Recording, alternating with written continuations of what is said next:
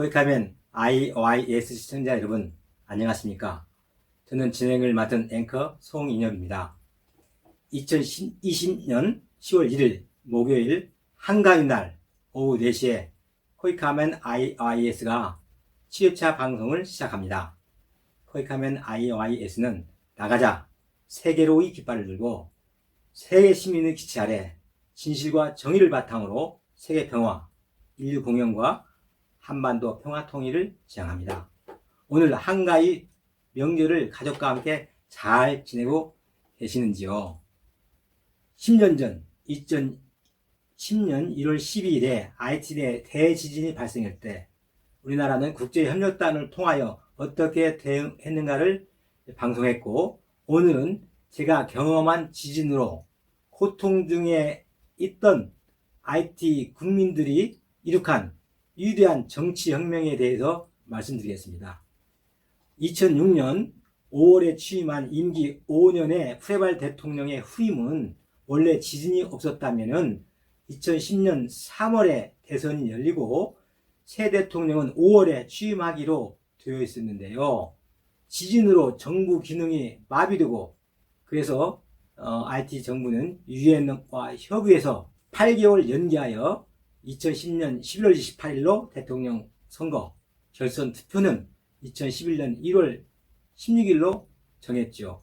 프레발 대통령의 임기는 지진 났을 때 이웃나라로 5일간이나 피신했었다고 말씀드렸죠. 그 대통령 임기는 차기 대통령까지 자동 1년이 연장되었습니다.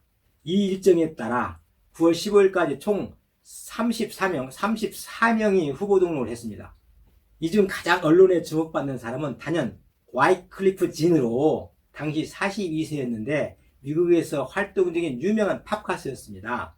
또 한 명은 마니가로 여성 정치인인데요. 70세였고 1986년 그러니까 24년 전 대통령의 부인이었습니다.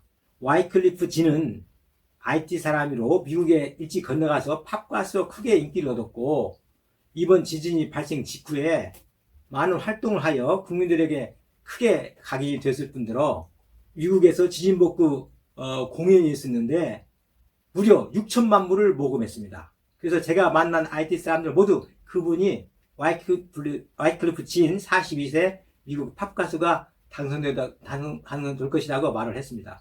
그런데 선거관리위원회에서 34명 후보 중에서 그 와이클리프 진을 포함해서 15명이 여러가지 사유로 자격 미비로 등록을 취소해버렸습니다. 그래서 19명만이 투표에 임하게 됐습니다. 그래서 10월 5일 날 처음에 여론조사가 발표됐는데 그때 1등은 그 여성 후보 마니가 후보가 30%, 2등은 여당 후보고 현 대통령의 사위 48세의 사업가인 그 셀레스틴이 12%, 30%, 12%, 2등. 그리고 현역 가수인 50세의 마르텔리 후보는 1%로 1% 채 안 됐어요. 0.8%. 하여튼 8위에 그쳤습니다. 그래서 이 마르텔리의 이 후보는 국민들이 그의 돌출 행위로 그렇게만 생각을 했었죠. 사람들은 다 마니가 후보와 2위 셀레스팅의 싸움이라고 생각했습니다. 그리고 그 나라의 제도였기 때문에 선거 벽보는 딱 한 군데뿐이 없습니다. 공식적으로 대통령 앞에 대형 벽보 위에 그 19명의 사진이 붙고 양옆에 붙어있는 선거 벽보는 딱 하나예요. 근데 거리마다 선거 벽보가 붙었는데 그 모두 사비를 들여서 하기 때문에 돈이 있는 셀레스틴 후보만이 있었어요. 하여튼 80%, 7, 80%가 전부 다 셀레스틴 후보 벽보만 붙었고 다른 사람은 벽보도 붙어있지 않습니다. 그 셀레스틴 후보는 대통령 사위이고 막강한 여당 후보였죠. 근데 유세가 진행될수록 그 마르텔리 유세장에 사람이 몰리고 인기가 오르는 것을 느낄 수 있었습니다. 그 마르텔리 후보는 빈민가 출신으로 고등학교를 마친 후 미국에 건너가 건설 현장 등에서 막노동을 전전하며 한때는 마약, 코카인, 술에 중독되기도 했으나 28세에 귀국한 다음에 늦게 가수로 데뷔하여 사회풍자 노래를 히트시켜가지고 국민의 사랑을 받는 현역 가수였죠. 정말 쨍하고 했던 사람이었어요. 그가 대통령 출마를 선했을 때 그는 와이클리프 진의 그늘에 가려가지고 주목을 받지 못했습니다만은 그저 돌출 행동증으로 국민이 받아들였지만은 와이클리프 진이 중도 탈락하자 그 마르텔리 그 후보의 그 마음을 끄는 연설이 서민들을 움직여 가지고 크게 인기가 올라갔습니다. 또 시간이 지나가면서 기존 정치인들의 부패와 무능에 식상한 도시의 지식인들도 마르텔리에 관심을 갖기 시작했어요. 11월 28일 드디어 선거 1차 선거가 끝나고 열흘 후에 12월 7일에 임시 1차 발표가 있었는데 결과는 이렇습니다. 1등은 예상대로 여성 후보 마니가 32%, 2등은 여당 후보 셀레스틴 23%, 3등은 현역 가수 출신 마르텔리 22%, 2등하고 3등은 비슷하죠. 22%, 23%, 투표율은 23%, 결선 투표율은 2011년 1월 16일에 한다고 발표가 됐습니다. 그런데 누가 봐도 금권과 관건이 총동원된 여당 후보 셀레스팅이 얻은 23%도 선거 부정뿐만 아니고 개표 부정이 있었을 것이라고 그런 심정이 일반 국민들의 마음에 자리 잡았습니다. 그래서 국민은 동의하기 시작했습니다. 1, 2위만 결선 투표에 올라가고 그렇기 때문에 3위는 무의미한 것이죠. 그러자 12월 7일 선거 결과가 발표되자마자 그 마르텔리 3위 후보자 지지자를 중심으로 데모가 시작되고 그 데모가 과격해지고 국민들의 지지를 받게 됐습니다. 선거에서 3위 받은 이 마르텔리 후보가 평화적 시위를 당부하는 담화를 계속 발표했으나 집권 당사는 불타고 정부 청사는 시위대들한테 뺏기고 마켓이 습격을 당하고 시내 전역은 타이어를 메운 검은 연기로 그냥 또 쏘아대는 총성으로 전쟁터 이상으로 전쟁터를 방불케 했습니다. 급기야 공항도 폐쇄되고 관공서, 학교, 은행, 시장까지 다 철시고 시가지는 시위대가 온통 점령했죠. 검은 연기로 시가지는 가득 차고 저희 코이카 사무소도 최루탄 가스로 눈을 뜰 수가 없었습니다. 그러자 12월 8일 미국 대사관에서 성명을 발표했습니다. 성명 내용은 지난 24년간 IT는 도전 속에서도 민의를 발전시켜 왔다.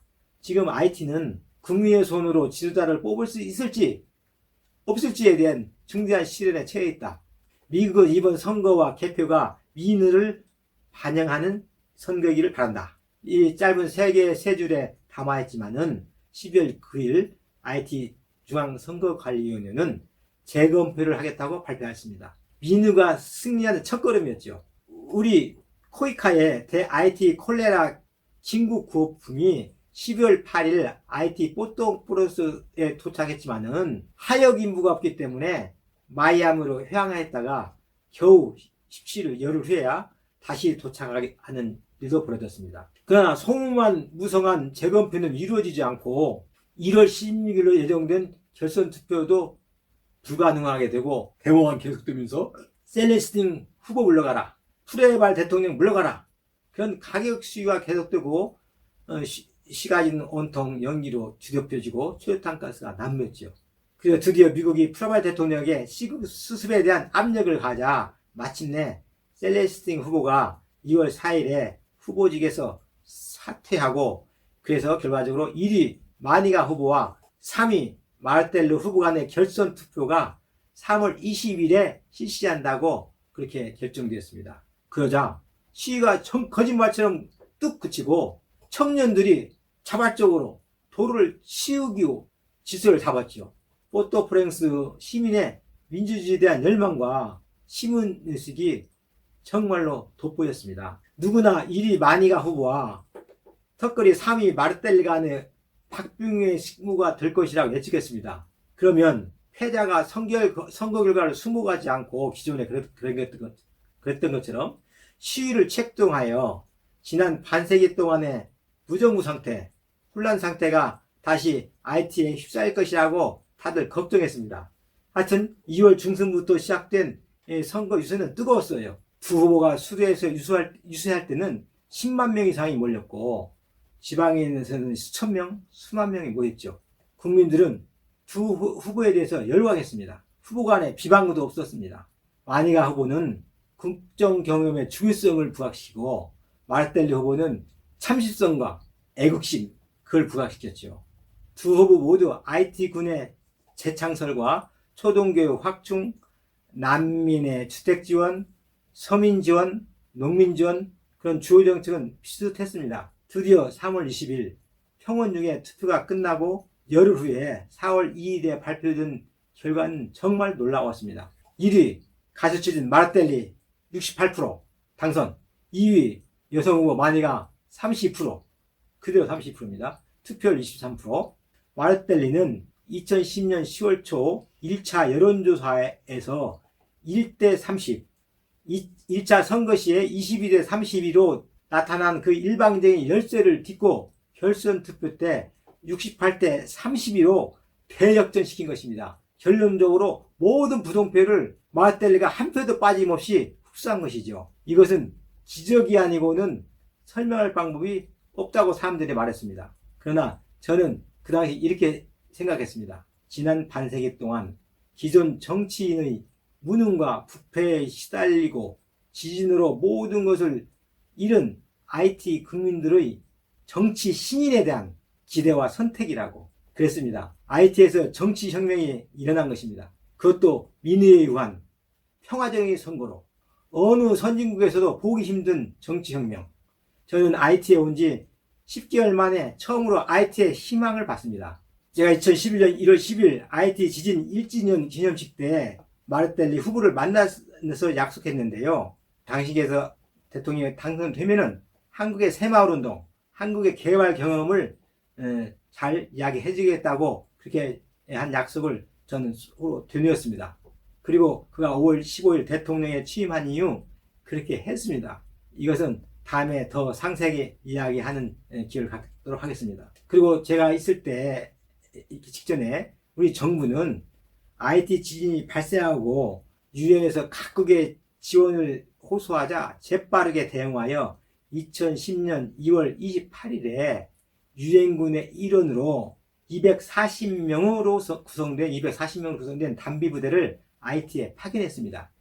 단비부대는 IT 지진복구가 주된 업무였기 때문에 공병이 주축이 되고 또 주민 치료를 위해서 야전병원을 운영하기 위해서 8개의 의무병과로 구성된 야전병원으로 구성되어 있었죠. 초대 부대장은 이수성 대령이었는데 그분은 덕으로 이끌며 부대를 천막 주둔지를 단시일 내에 조성하고 무너진 건물 잔해 제거와 도로 또 교량 그런 복구 건설에 즉각 나서서 IT 국민들은 물론 20여 개 다른 나라 유엔군에도 모범이 되고 깊은 인상을 남겼습니다. 단비부대가 운영한 그 8개의 야전병원은 지진 때문에 의료시설이 전무한 지역주민들에게 유일한 현대 의료시설로 큰 환영을 받고 도움이 되었죠. 특히 2010년 10월 IT 전역에 창궐한 콜레라 퇴치에도 우리 단비부대의 야전병원은 큰 역할을 했습니다. 저도 그때 중이염에 걸려서 고생했는데요. 그 야전병원에서 치료를 받기도 했습니다. 또한 단비부대가 식수관정 장비를 가지고 왔기 때문에 난민촌에 식수 개발해 주어 정말 문자 그대로 단비부대, 가뭄의 단비임을 실천적으로 보여주었죠. 특히 그 초대 사령관 이수성 대령과 그를 이은 부대장 이홍우 대령은 협력단 우리 코이카의 내후관 화학발전소 건설 사업 때에도 터를 파주고 진입도로 등을 만들어주는 등 지원을 아끼지 않았고 우리 NGO 활동에도 많은 지원을 해주었습니다. 저는 2005년도 이라크 아르빌에서 자이튼 부대가 활발한 민사작전 전개로 주민들의 칭송을 받는 것을 보고 자랑스럽게 생각했었죠. 그러나 당시 자이튼 부대는 유엔군이 아니고 미국을 주축으로 한 다국적군의 일원이었죠. 그리고 이라크 전쟁 자체가 명분이 뚜렷하지 않은 전쟁이라고 그런 평가도 있었고요.